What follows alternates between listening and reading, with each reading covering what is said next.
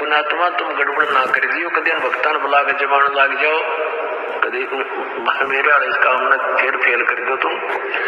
नहीं, अपनी भक्ति करो, सब न राम नाम पर ला दो, और वो भी भक्ति। तो फिर वो दूसरा तरीका, पहले क्या था, या परमात्मा आते हैं एक सुचारू, स्वयं आते हैं या मेरे जैसे दास को भेज देते हैं, ज्ञान वही होता है, परमात्मा विधान वही होता है, अप्लीकेबल वो खुद भी करते हैं, अपने नुमाइंदे रिप्रेजेंटेटिव से भी उसको वो सुचारू करवा देते हैं, लागू करवाते हैं। तो पहले क्या होता था, जैसे शादी ब्याह होया करती है,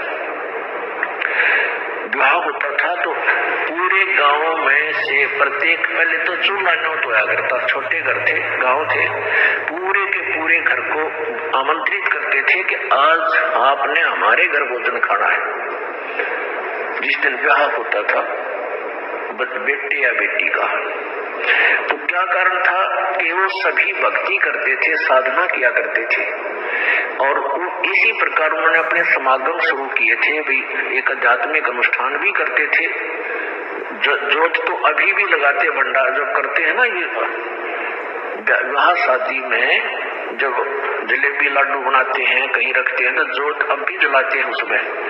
तो अब तो वो लकीर पीट रहे हैं, और आज तुम्हारे खा का ये मैं तुमने बोला, मैं तुम्हारे खा का आया था, इसलिए वो एक परंपरा बनी। पहले ये उद्देश्य था कि सभी भक्ति करते थे और भक्तों को अपने घर पर बुला के आहार कराया करते थे।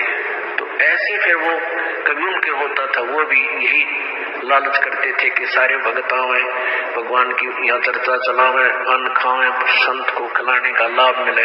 तो ये परंपरा चलती चलती फिर इतनी बिगड़ गई, फिर नौते शुरू हो गए। तुम वो न मारे नौता दिया था, मैं भी उनके देखा हूँ, अन्यथा नहीं। तो ये प्रोग्राम तो पहले बिगड़ का बिगड़ा हुआ रूप हो गया। तो ऐसे आप अपनी भक्ति करते रहिए, आपको हानि नहीं हो।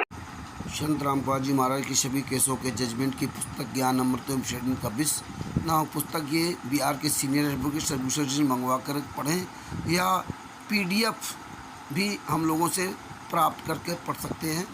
सच है तो PDF भी आपके पास भेजी जाएगी। सच है।